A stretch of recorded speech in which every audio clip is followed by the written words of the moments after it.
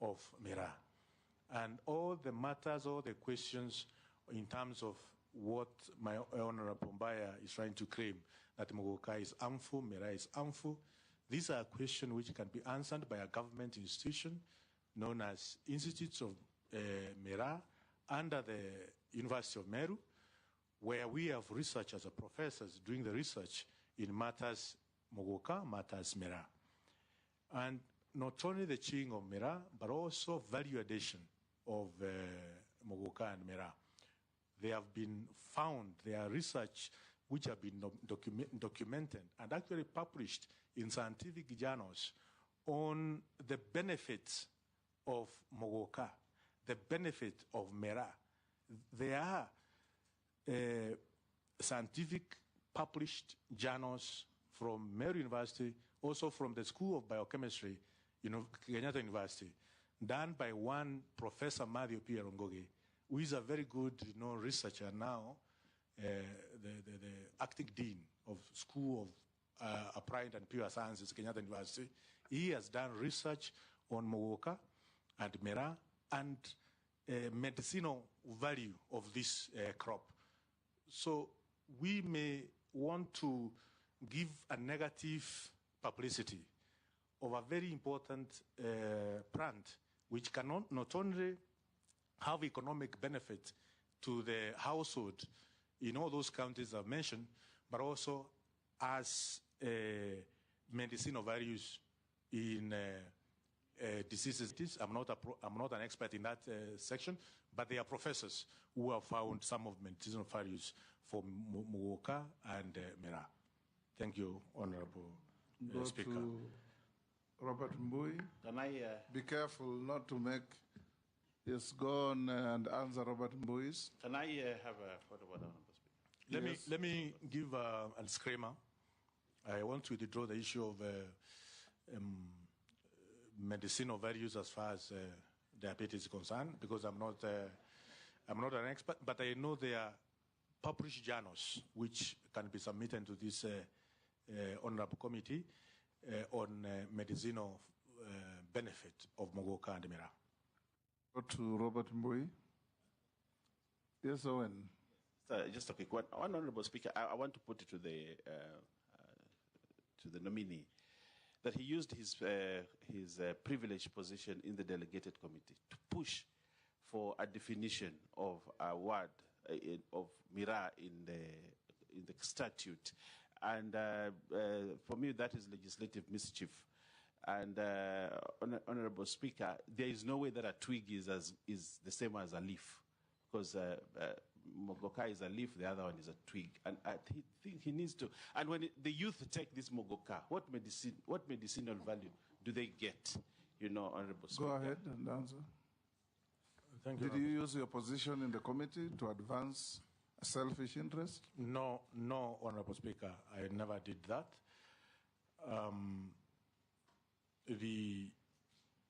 We are more than 20. It's a committee of 21 members, and Honorable Speaker, I've only served as a member of the National Assembly for only 2.5 years. I don't think I have all those powers and roping capabilities which Honorable Mbaya is trying to claim, that within a very short period of my stay in Delegated and Registration Committee, and we are talking in 2023, meaning I had only served for a couple of months as a member of Parliament, that I had the capacity to do what you are calling legislative mischief. I think coming all the way from a marginalized community called Mbere, I come to the National Assembly, and within a couple of months, doing legislative assembly. I think that is wrong, Honorable Speaker, and is Honorable Mbaya is not right. It is the wisdom of the Ministry of Agriculture and the wisdom of the Committee of Delegated Registration, chaired by Honorable Chemkonga.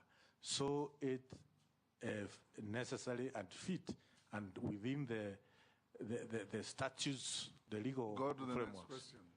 Yeah? Answer the question by Robert Mbui. Thank you, Honorable Speaker. Honorable Mbui, I I will serve the Republic of Kenya without fear and without favor. The issues of employment will be cut across. The face of Kenya must be seen as per our Constitution, as per Article 232 of our Constitution. As a Cabinet Secretary in charge of public service, I will ensure these are issues which are mainstreamed within the public service. No nepotism as far as employment is concerned. When you talk about Public Service Commission, it is an independent, is a commission, is a constitutional commission. They have their clear-cut functions as a very important institution of our country. But also important to say, Mr. Speaker, Honorable Speaker, that government is not a net employer. Government is there to create an enabling environment for job creation, especially from our young people.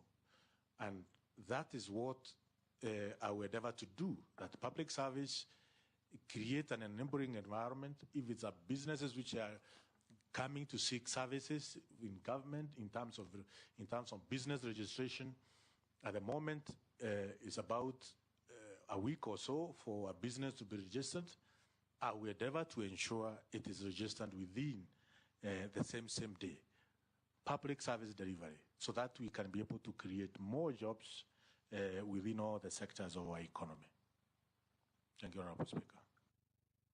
Mr. Speaker, he has not answered my question, my first question, because he was advocating for an increase in motor vehicle tax. Do you want our public servants to pay that tax, or you have changed your mind? Honorable Speaker, public participation, the centrality of our Constitution is public participation.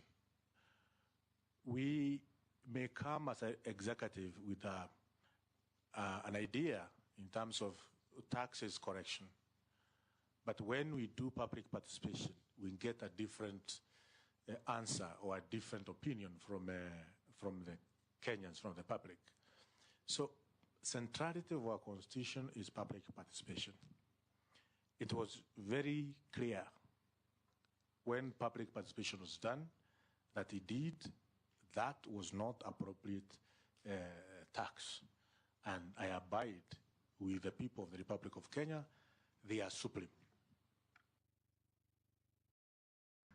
George. Thank you. Then Dawood, then Ferdinand, in that order. Thank you. Thank you very much, Mr. Speaker. Mr. Speaker, I wish to get a clarification from the nominee on the basis that the government is actually the largest employer in the Republic. That goes without gainsaying. Number two, it consumes about 60% of our budget, slightly more, on wages. And therefore, there is a hue and cry in the country that the government wage bill is bloated. The converse of that is we have these hundreds of thousands of young people who are not employed. And the government should actually be working extremely hard to ensure that the youths get employed, they are able to eke out a living, either from the government or from whatever quarter. How will you, as the CS for civil public service and human resource development, how will you harmonize the issue of the bloated wage bill vis-a-vis the unemployment in the country, as a result of which we have very little money left for development? Thank you, Mr. Speaker.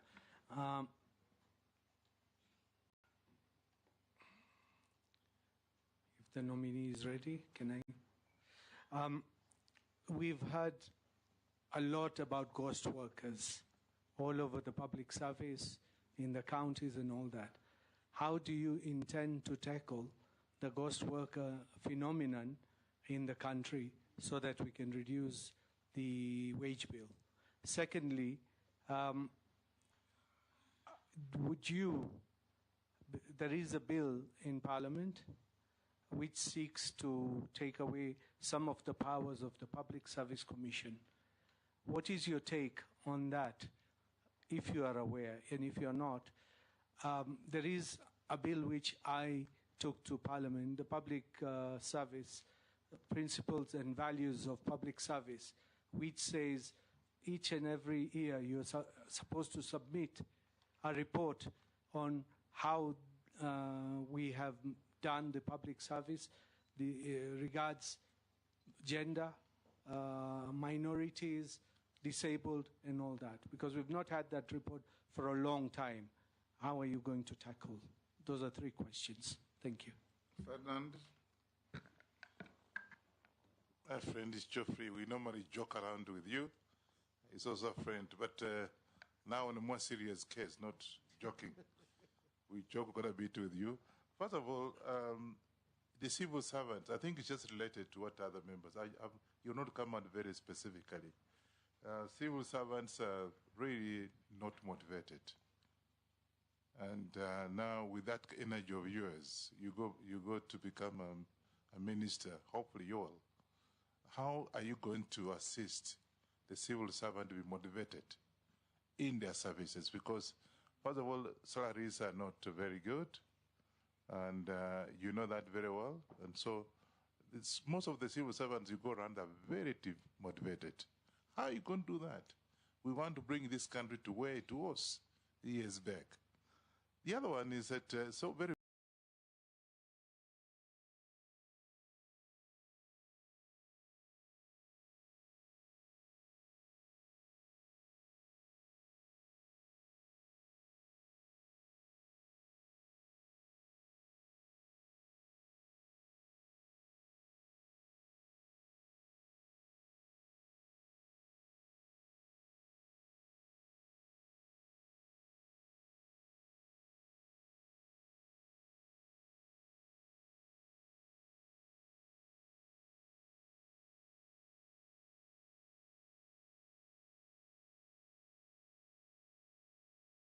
very personal, my brother, to take money from the government and pay your personal bills. How are you going to do that, my brother? Don't Jokes cause aside. the nominee. How are you going to do that, my brother? Don't Jokes cause aside. the nominee. He's just a nominee, he's not your brother. We call each other brothers. I've carried this forward. So For purposes of this, for the purpose it's of this, just a nominee. you are a nominee. Yes. How are you sorting out these problems? Thank you. And answer Morugara, Dawood, and Ferdinand. Thank you, Honorable Speaker. I'll start with the issue of ghost workers. It is true, we have experiencing ghost workers within public service. And my definition of ghost workers, Honorable Speaker, is anybody who is employed by government or offering public service who report to work and disappears after 10 or so minutes. We have cases where doctors will go, or clinical officers, or even nurses will report to work, and within 10 minutes, Honorable Speaker, they are out of dispensary, out of the hospital, to other clinics within the surroundings. Those are ghost workers. We have procurement officers, Mr. Speaker, who have ensured government vehicles which are supposed to be disposed are lying on parking yards for years. So government end up losing huge amount of money when it comes to disposing some of these vehicles. Public procurement officers who cannot ensure the disposal of public assets are done in a timely manner, it ends up making government lose money. These are ghost workers. And I will come up with information technology, or rather a system to we put a system in place which can be able to link all the government institutions. All the government institutions can be able to talk to each other in matters of civil servants who are reporting to work. The timesheet is an extremely important component moving forward that once you go to your place of work, we are supposed to know you have reported at what time and your output, what you have done that particular day, and what time did you leave your workstation. This can only be achieved through ensuring we digitize, we transform how public service is offered through a unified digital government framework. Under the Executive Order 2023, did put the transformation of public service performance and delivery under the Ministry of Public Service. And I think having a unified digital government framework will enable us to solve some of these challenges we are facing as far as ghost workers are concerned.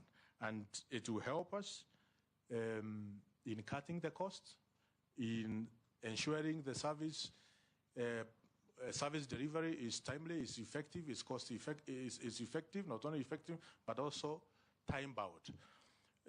Going to the second question on bloated wage bill. Yes, it is true the government of Kenya has a huge wage bill at the moment, and which need to be relooked at. But at the same time, when we are talking about bloated wage bill, Honourable Speaker, how can we ensure it is within the required space? The remuneration of public servants is very important, but it's the same which is increasing the wage bill. So a proper review of demand and supply of public services need to be done. The public servant who we have within the public service, do we need them? Probably. There are those who we don't need them within the public service. The services which they are offering, are they truly needed? So this is a review which needs to be done so that we can be able to tackle the problem of bloated wage bill.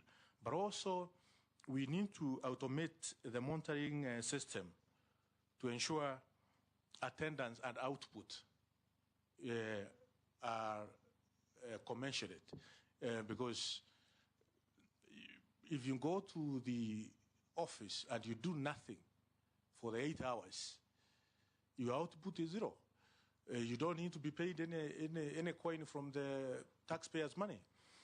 So these are some of the reviews which we need to conduct urgently to ensure that indeed those who are working within the public service, their services are needed first and foremost, and where we don't have, we can be able to get the supply of the services.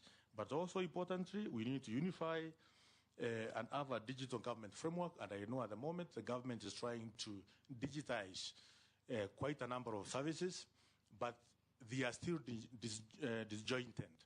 We need to ensure they are unified, and also we need to ensure that we don't pose security risk through having vendors of these systems coming from other parts of the world.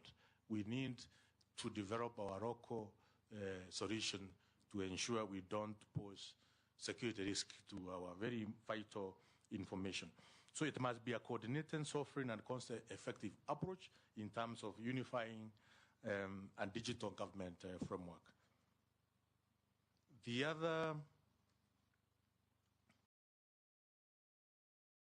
other question is about motivation of civil servants. True, we have very hardworking civil servants who need to be motivated, but also at the same time we may be having some who are not very hardworking, and that's why the issues of service charter, which used to be there, are no longer very prominent at the moment. Moving forward, I will ensure the service charter is prominent. We know how long, if a Kenyan wants a service, how long that service should take, and what the cost implication of that service. If it is an issue of getting title deeds, which has been a very big problem, services in our hospitals, services in our police stations, we need to ensure that there are service charters and all the state departments or government bodies should go out there to the public to tell the public that this is what we do within our institution or our state department. And the services which we offer to the public are this, it is right, they don't cost money, they are free and should not take more than this time. So the issues of service charter is a thing which I will ensure moving forward we are going to institutionalize in all the service, in all the areas of our ministries. Also, coming up with a legal framework which will ring fence the innovations which are done by by public servants, may it be in our universities, may it be in our different institutions, so that we can motivate this very hardworking and intelligent public servant in our institution. That if you come up with an innovative way of solving some of the problems we are enduring, then we are facing, then there is a legal framework on how you can benefit from your sweat. Not that the government will take your innovation and run away with it without even remunerating you in a way. We need a policy framework. Go to the next question. The question by my brother that from where I sit, I don't owe anybody. There is that I saw the petition, which is not under, which is not it's not sworn in as an affidavit. It's not done under the commission of oath. So, and it's a matter which has been there in court for even before I became a member of parliament.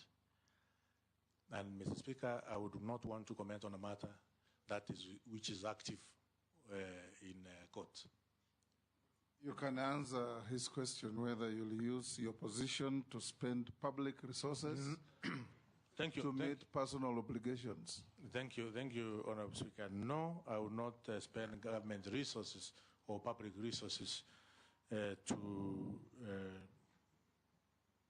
do personal issues. Mr. Speaker. Yes, Honourable Speaker, on a point of order. introduce yourself, put yourself on record, so will Gikaria for the record. Thank you, Honourable Speaker. For the record, Kimani Ishongwa, Member of Parliament for Kikuyu. Honourable Speaker, I was saying on a point of order, we are not asking Honourable Ruku to delve onto the matter in court and the merits or demerits of that case. What we'd want to know is a matter surrounding your integrity as a Cabinet Secretary nominee.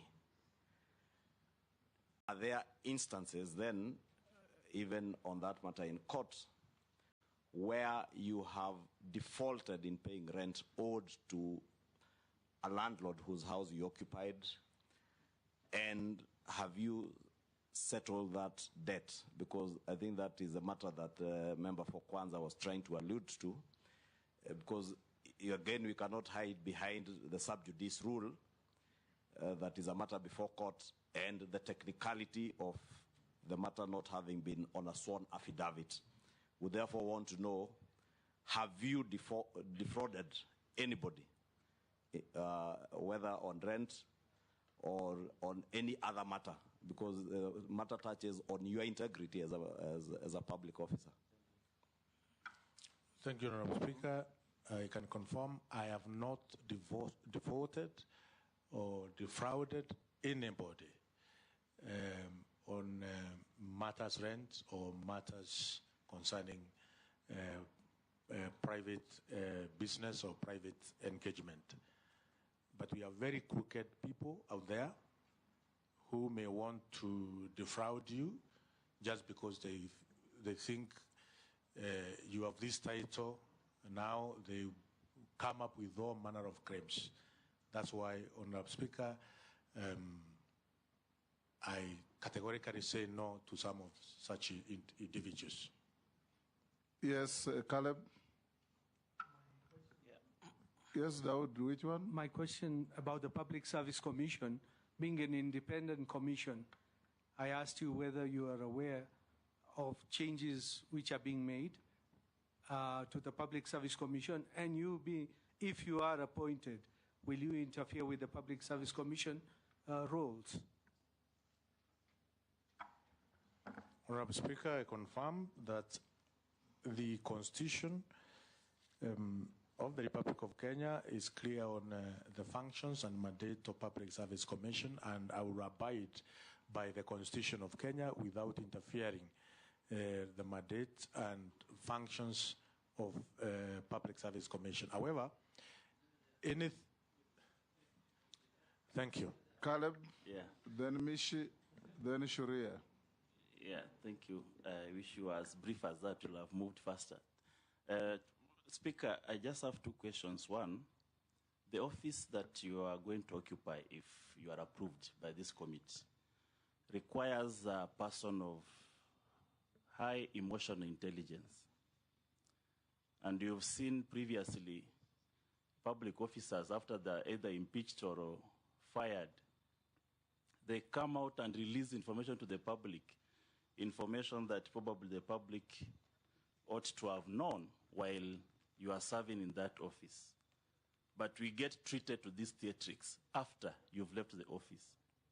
And that is actually from even your immediate, immediate former occupier of that office. It came out and released information, which of course should have been released earlier so that the public is supposed to know what happens in those offices. But why am I asking you this is because your bills that have come out, be it the Anti-Corruption, the Demonstration Act, it looks like they are out of emotion. If demonstrations were done by the other camp, maybe the supporters of Raila, they were done by Gen Z, they were not favorable to your side. And that's the reason why you decided this is how I'm going to handle my opponents. So this puts you on a person who lacks emotional intelligence.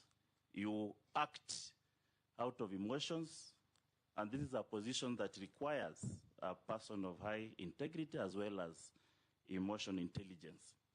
Are you emotionally intelligent enough not to treat us to another Muturi kind of theatrics? Then secondly, the Huduma Center and services, it looks it was a revolutionary idea, but it has had a lot of Kenyans have complained so much about the services at the Huduma Center, whether it is working, whether the data from the citizens are protected or are not susceptible to international hackers. How safe is our data? How revolutionary was this idea? And how are you prepared to handle Huduma Center services to the satisfaction of the citizens? Because as it is now, citizens are not, and this is the meeting point of all citizens of Kenya, whether they are from opposition or the government, whether they are supporting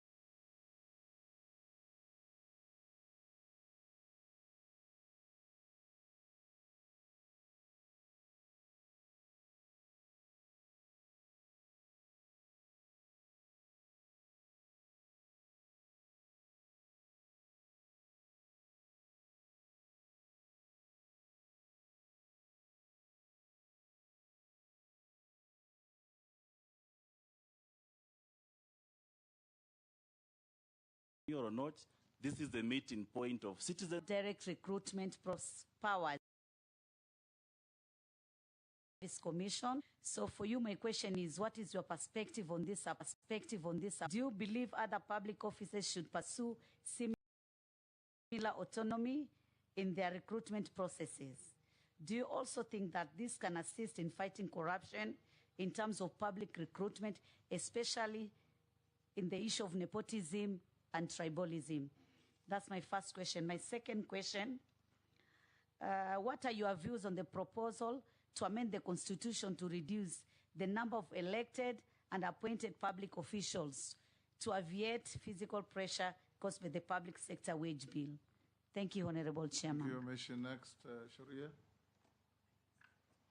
Thank you, Honorable Speaker.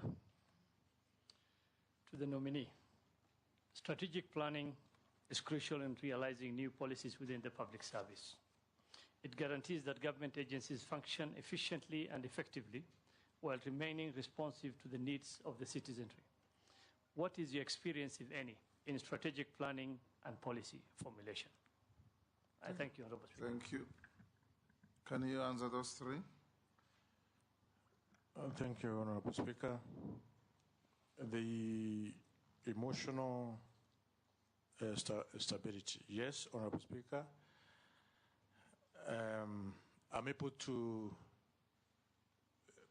it's not only the two bills which my colleague has mentioned, but also, Mr. Speaker, I came up with the virtue asset bill, which is on different stages of legislative, which is an extremely important bill on matters to do with virtue assets within the space of our republic.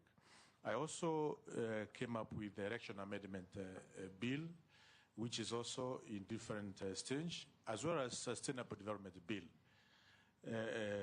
which is also in different stages of legislative process. Honorable Ruku, the question from Caleb was very simple.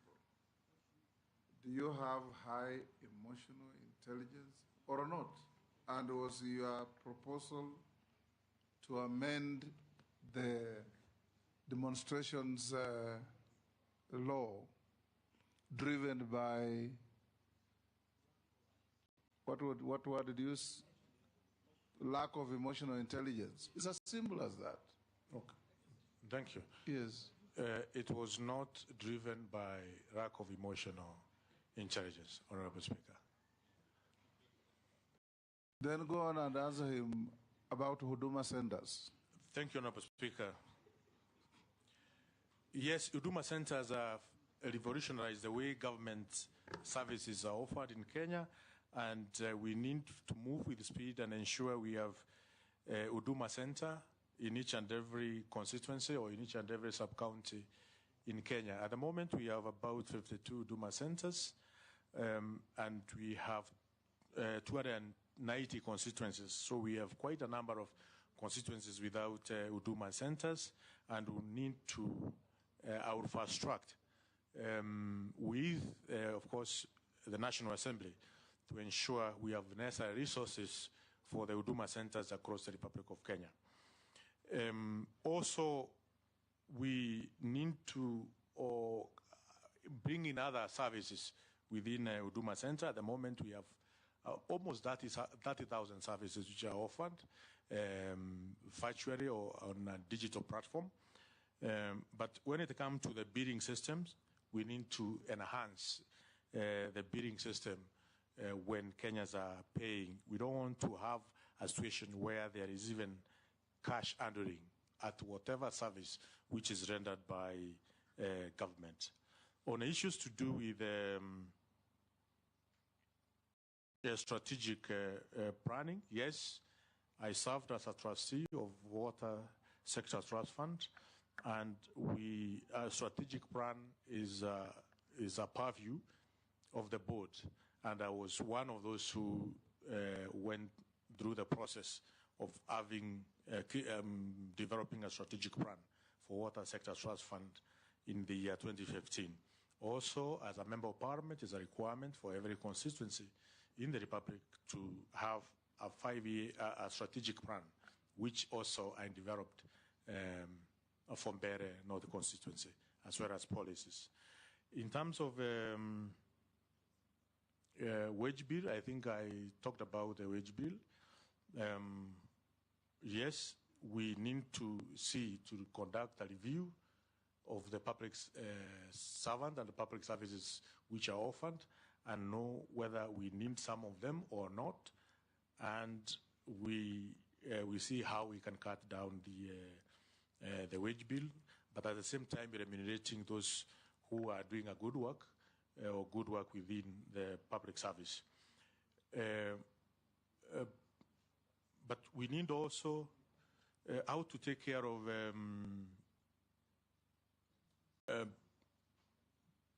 public.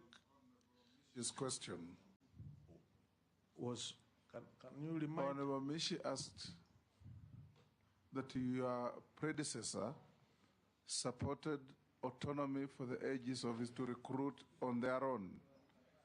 Are you also going to support the dismembering of PSC to give autonomy to all other government entities to recruit on their own?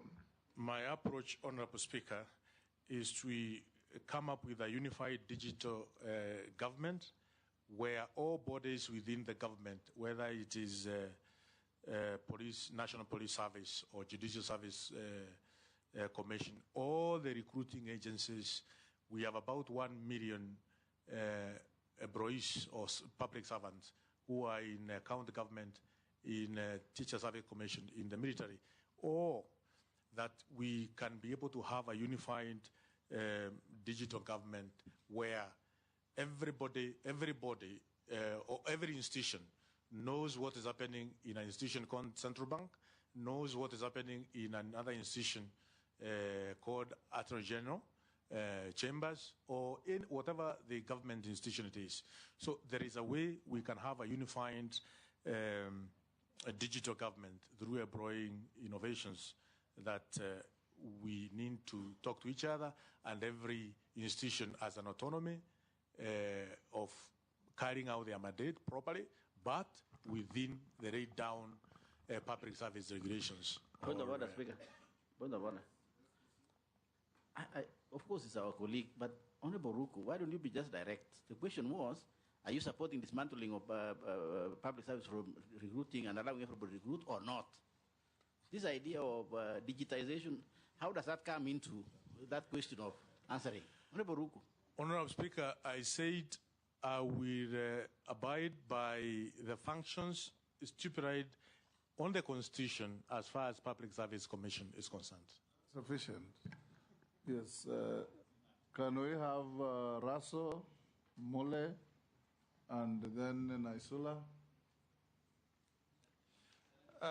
Thank you very much, Honorable Speaker. Honorable Ruku, I believe you are familiar with the phrase, Caesar's wife must be above suspicion. You have been involved in carbon credit. And also in your response to Honorable Kosing, you are likely to be in charge of famine relief to those deprived communities in arid and semi-arid lands.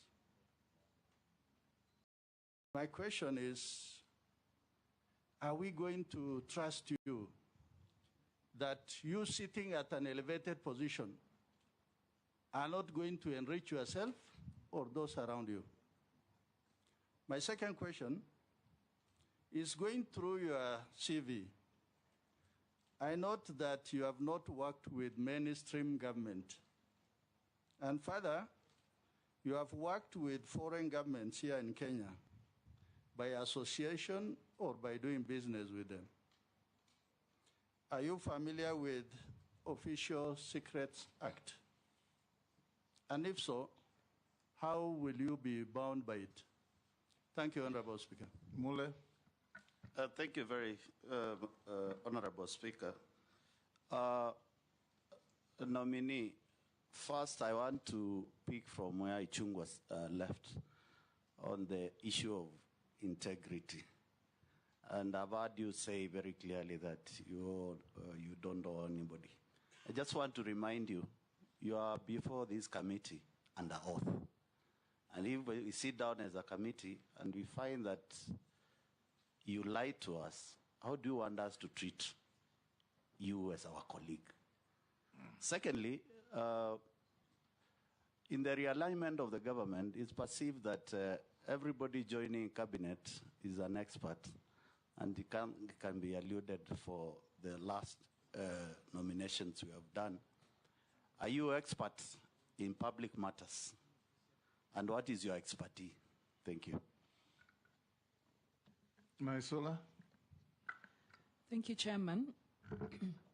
So, listening to my colleagues and most of the perceptions that are out there, you know, depending on the laws that you proposed, so it seems that, and even what others would think, you're abrasive, or the positions that you take them so strongly.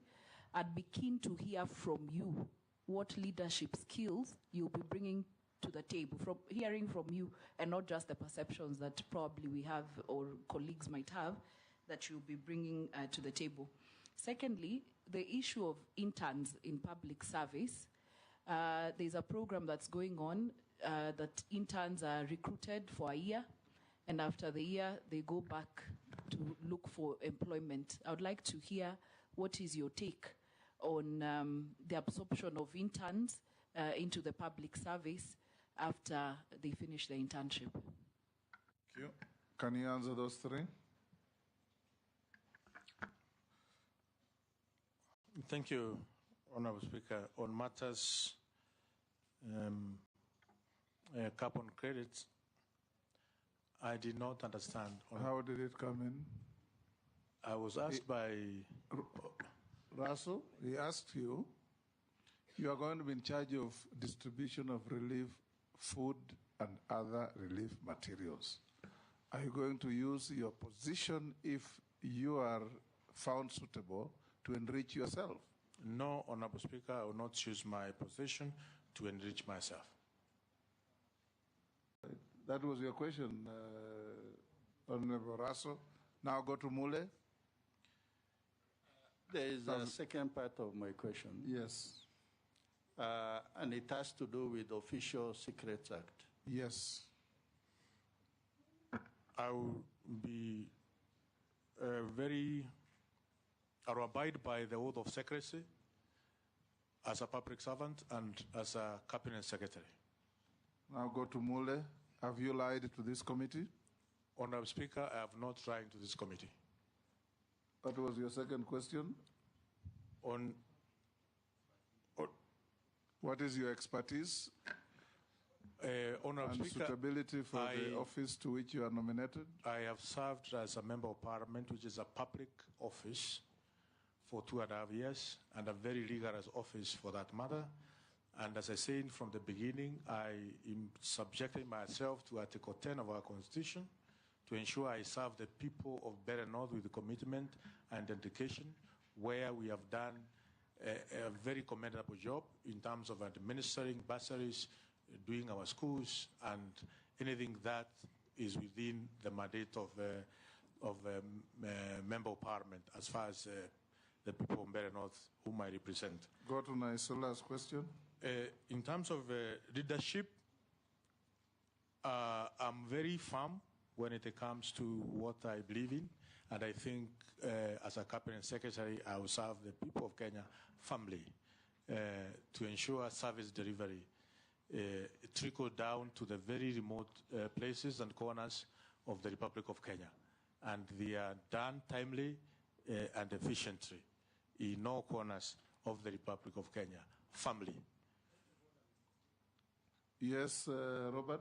Yep, we need to put the record straight, Mr. Speaker, because the nominee has said that as a member of parliament from Bere, members of parliament administer bursaries. I think that's out of order, and he needs to withdraw that statement because we do not administer bursaries.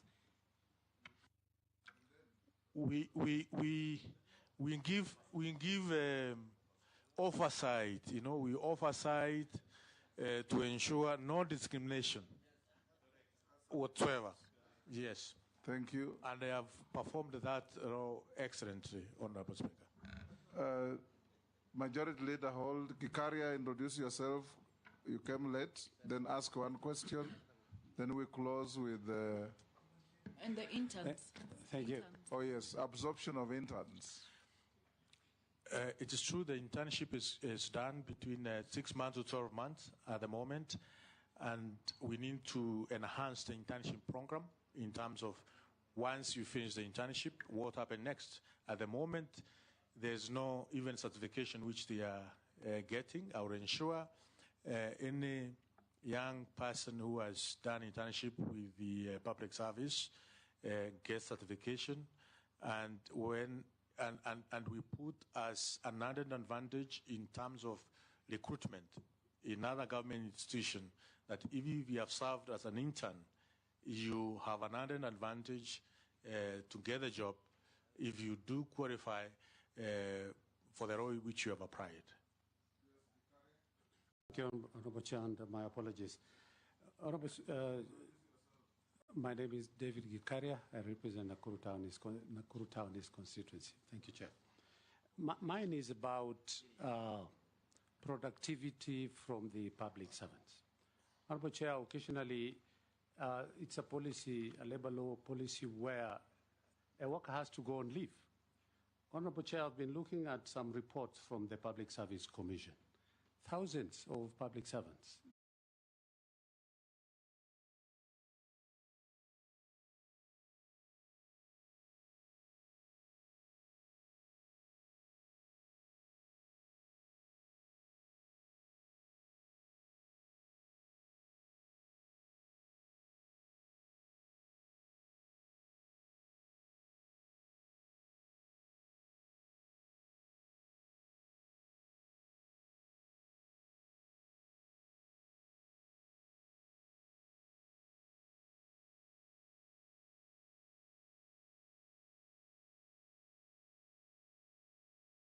Maybe they just protection of their position and things like that. And Leave things.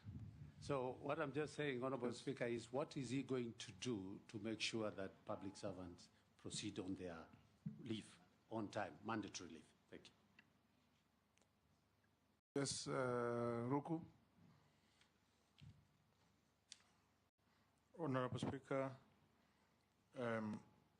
in terms of productivity from the public service, yes, we will ensure that we have accountability as far as public servants are concerned. The output, to ensure the output is measurable, we come up with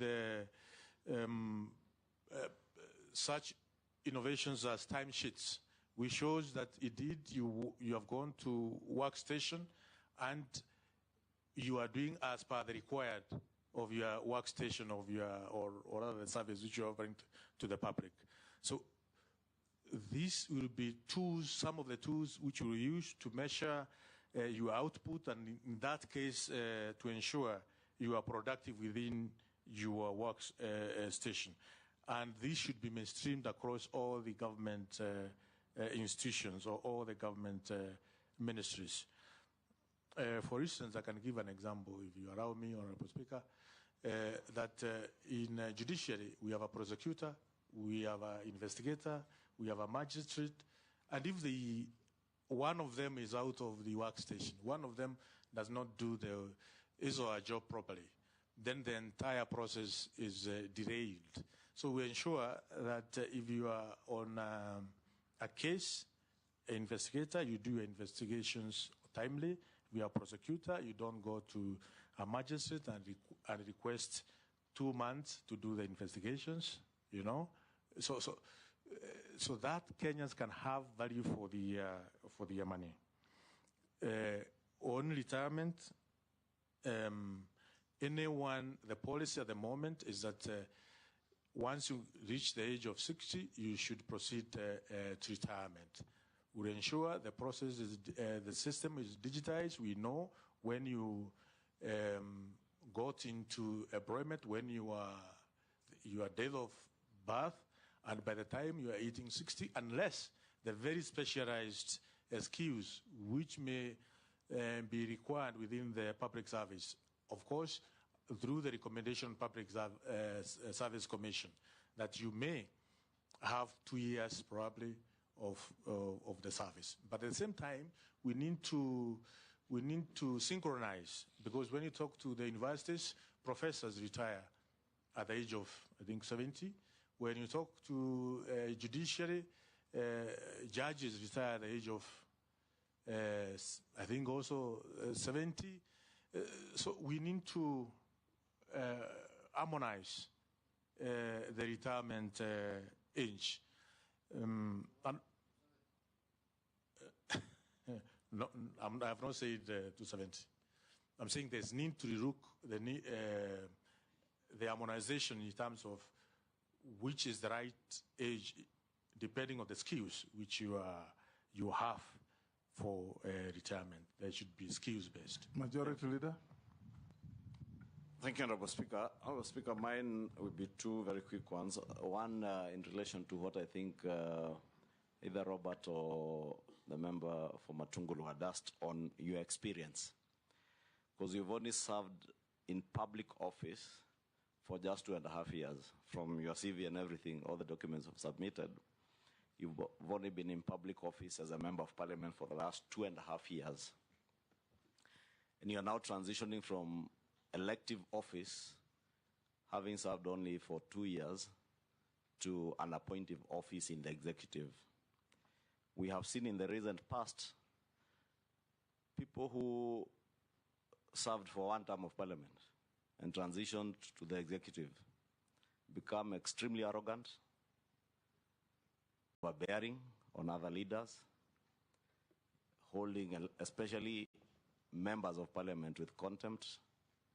Are we likely to see the same arrogance, contempt for members of parliament and other elected leaders that we have seen with others who served before you in parliament for one term, now that you even served for half a term, not even one term? Do you see the hubris that we've seen before with you? Should you be approved by this House? My second question, Honorable Ruku, you have been a key defender of this government in and out of parliament, on national TV, in the villages in Embu. And the president from the executive has expressed his frustration with having cabinet secretaries who cannot espouse a single government policy, who cannot be there to speak for and on behalf of government. If you are approved and you are in transition to the executive, are you now going to become too bossy to be seen to defend the same government that you are being appointed to? Will you be too bossy to interact and work with members of the public, or shall we see the same Ruku who was able to espouse government policy and government agenda on national TV? Are we going to continue seeing that side of Ruku in articulating government policy and communicating what government is doing to the Kenyan people from the executive? Hold, Ruku. Mary Masa, you've just come late. Introduce yourself and ask only one question. Thank you, Speaker. I'm sorry I'm late. I was in another committee. Masa Mary is my name, MP Teso South. Honorable Ruku, I just have one question. How are you going to ensure that there is transparency and accountability in public service, especially when it comes to recruitment into public service opportunities, which is perceived by the public to be a preserve of a few or a few regions? How are you going to ensure there is that equity? Thank you.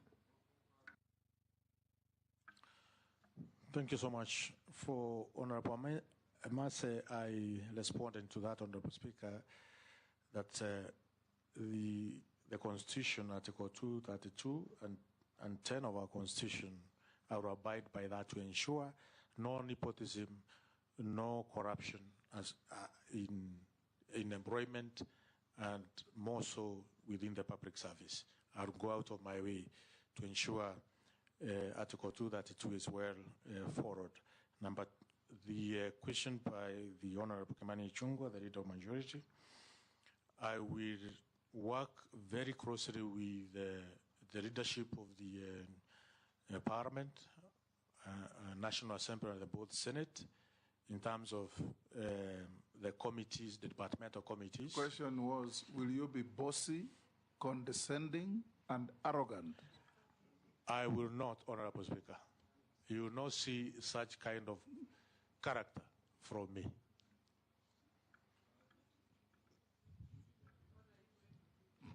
Point of order, Speaker. Let him answer Emas's question first. I have started with the master's question. Okay.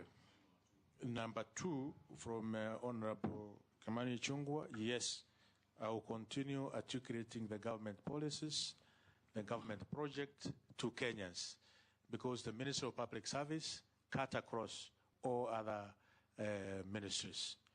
I will do so firmly, and this is a government of the people of the Republic of Kenya. All services which government is offering, I will continue articulating the government policies and why they are doing. Government is doing so. Daud, what was it? I don't know if it was the slip of tongue. He said he will just be working with the leadership of Parliament. Will he work with the other MPs who are not in leadership? I will work with each and every member of Parliament, both National Assembly and the Senate. Thank you. Honorable Ruku. As well as the county governments, because the public service cut even in the county government. A few questions from the public. What will the Cabinet Secretary nominee do for persons with disabilities? On employment, that you already answered. The public service in Kenya has often faced criticism for nepotism and lack of accountability. What concrete measures will you implement to ensure that recruitment and promotions are strictly merit-based? You have already talked on that. This you haven't, you can answer. What is the nominee's perspective on the widespread perception that social protection programs like Inua Jamii are politically targeted rather than needs-based? The second one that you can answer, what is his stance on conducting a nationwide lifestyle audit of all public and state officers as a condition for holding office? If appointed, would he recommend the same? You can answer those two. The first one, in terms of ensuring those who are physically... that one you already answered. I told you answer. What is your perspective on the widespread perception that social protection programs like Inua Jamii are politically targeted rather than needs-based? Thank you, Honorable Speaker. Inua Jamii is a very key component. A program for the people of the Republic of Kenya, especially those who are aged, and through our administration, through the chiefs and assistant chiefs, and also the public opinion, our elected leaders in our grassroots MCAs, will ensure the Inua Jamii is well targeted, and it targets the very vulnerable in our communities, and also those who have reached the age of 70 and they don't have the dependents who can take care of them. Through consultative forums for opinion leaders, field elders, chiefs and assistant chiefs, and also our MCAs to ensure... You will not politicize the program? I will not at any moment politicize this very important program. Lifestyle audit? Yes, lifestyle audit has been tried in the past. I think it's something that we may want to consider moving forward, so that we minimize to everybody be accountable, especially the public servants. Thank you, Ruku. We'll ask you a few other questions. What is your net worth?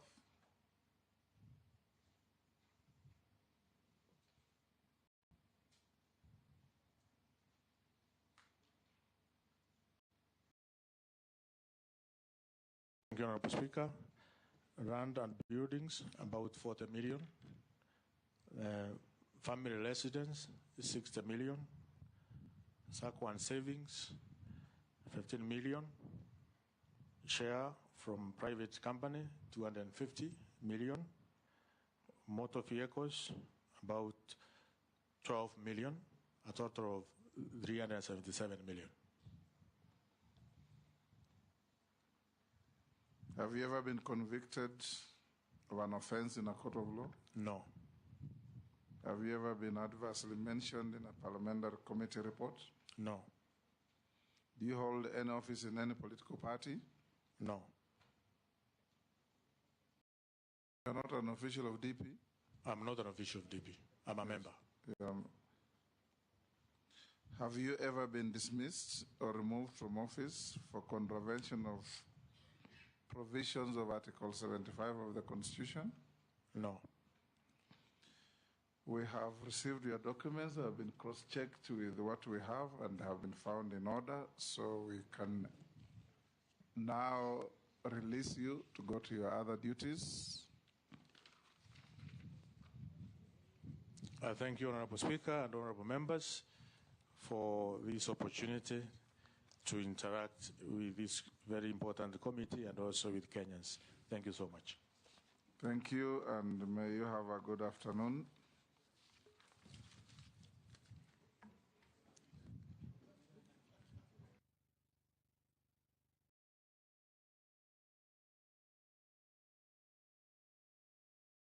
Honorable members, it's 3:10. Can we break for lunch for 30 minutes? We resume at 20 to 4, so that we give also the clerks time to clean up the room. Members of the press, you're also invited to lunch.